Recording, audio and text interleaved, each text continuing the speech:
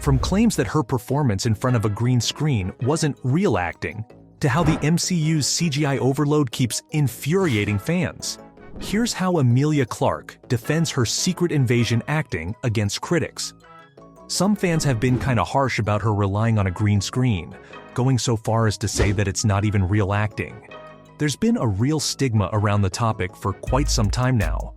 Traditionalists say that modern techniques take all the magic out of the work, because instead of a physical set with real props, actors perform in front of a green canvas, and all of the other elements are added in post. And you gotta admit, they do have a point here. Actors often use props and other set pieces to fuel their performances, and it seems like cheating if they don't need to do that. Like, where are the limitations? Where's the challenge? How are they supposed to get into the scene when there's nothing to work with? I mean, sometimes these actors are performing completely alone, with all their co-performers added in during post as well. That's not acting, it's a monologue. If you don't have a scene partner to build chemistry with, what exactly makes it different from, I don't know, a random audition tape?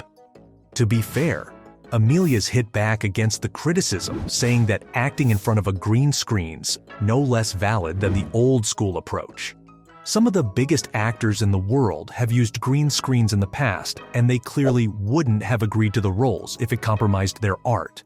In fact, Emilia decided to join Secret Invasion specifically because of the cast. You've got heavyweights like Samuel L. Jackson and Olivia Colman, superstars like Don Cheadle, and even underrated legends like Ben Mendelsohn appearing on the show.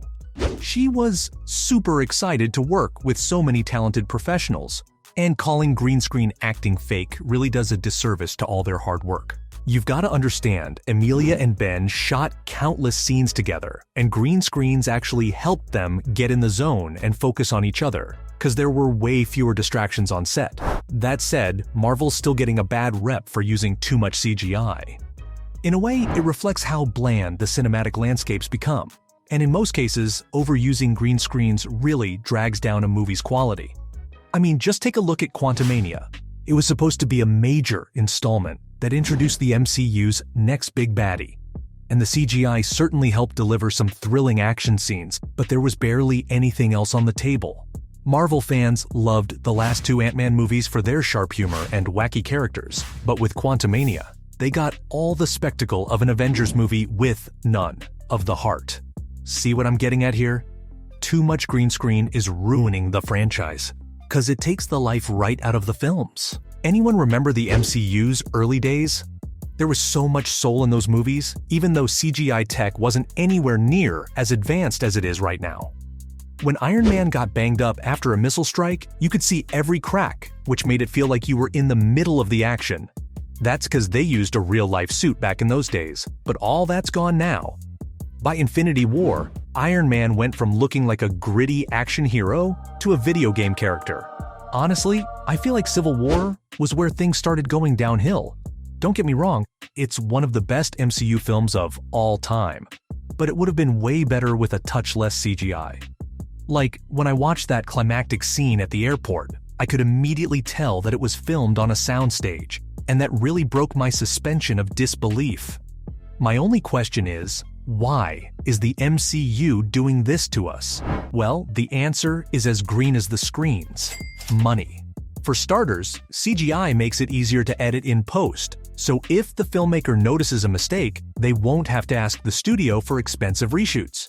Not only does this save money, but it also saves time. Also, it would have cost a ton of money to assemble an airport set, not to mention transporting the entire cast and crew to the location. At the end of the day, movie making is a business, so studios are gonna do whatever they can to squeeze out more profit. But there's a problem. Plenty of actors have openly said they hate working with green screens, like Ian McKellen, who said he was straight up miserable while working on The Hobbit. He'd become a household name after his iconic portrayal of Gandalf in the Lord of the Rings trilogy, and he's often talked about the experience fondly. But The Hobbit was produced about a decade after Return of the King came out, and technology had come a long way since then. One of Ian's favorite things about working on Lord of the Rings was the scenery. He got to visit all sorts of gorgeous places, even shooting some scenes on top of a mountain. But for The Hobbit, the studio went with green screens instead of filming on location. Look, when you're standing on a mountain peak, it can be easy to capture the wonder of the moment, so on-location filming can add some serious oomph to an actor's performance. It's way harder to capture the same vibe in a sterile studio set, because no matter how talented you are, you're not going to see beautiful scenery on a sheet of green fabric. Ian's not the only actor saying this stuff either. The great Anthony Hopkins was perhaps the most shocking casting in MCU history, but they kinda wasted his potential by plopping him in front of a green screen. He's appeared in all 3 Thor movies, adding a sense of prestige to the role of Odin, but he didn't enjoy the experience very much. He feels like green screens make acting pointless. Like, you have an Oscar-winning actor at your disposal, the guy that played Hannibal Lecter, and you're just gonna make him say his lines like some noob? This brings me back to what Emilia said. Sure, big-name actors have done their jobs in front of green screen, but something tells me they only tolerated it for the money. Everyone could use some extra cash after all, and the MCU has plenty of it. But just because the actors go along with it, doesn't mean it's a good thing. Okay, Hopkins and McKellen are pretty old, so you might think they're just a couple of geezers grumbling about the good old days. But you should know, Christian Bale agrees with them. He took a break from superhero roles after his masterclass performance in the Dark Knight trilogy, and much to my surprise, he made his comeback as a villain in Love and Thunder.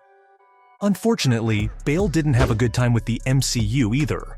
In his view, green screen acting makes movies monotonous, and it complicates his work on set too. Apparently, Bale didn't even know what stage he was on, because the green screens made them all look the same. That explains why he wasn't his best self in Love and Thunder, although the poor writing didn't give him much to work with anyway. I'll admit, I'm with Bale on this one. He's given us a once-in-a-generation superhero performance, along with multiple critically acclaimed roles in other films, so if he thinks green screens suck, I'm inclined to agree. Granted, I'm pretty biased, because Christian Bale's probably my favorite actor ever, but one thing's for sure, the MCU's CGI overload is pissing the fans off, and who could blame them? I mean, the studio's clearly using green screens as a crutch, and it's not working well for them. Love and Thunder was a flop, as was Quantumania, so something's gotta give. I understand rendering CGI sets for Guardians of the Galaxy and Thor, because it's not like the crew can fly to deep space or Asgard to film on location, but do they really need this much CGI for New York? Do you need to beef up Black Panther and Spider-Man in post when the actors look just fine? And don't even get me started on Iron Man's suit. They clearly haven't learned from their mistakes, because Emilia's catching a ton of flack for the green screen in Secret Invasion, even though she's not the one making those decisions. What we need is a return to the old MCU. We need more physical effects, a grounded setting, and movies that don't always end with an over-the-top CGI spectacle. Hey Disney, try giving us some more depth in the future, yeah? Maybe then your actors won't have to defend your questionable cost-cutting measures. So, from the MCU's CGI addiction that keeps pissing off the fans, to the criticism that it's not real acting if it's in front of a green screen, this was how Emilia Clarke defended her Secret Invasion acting against critics.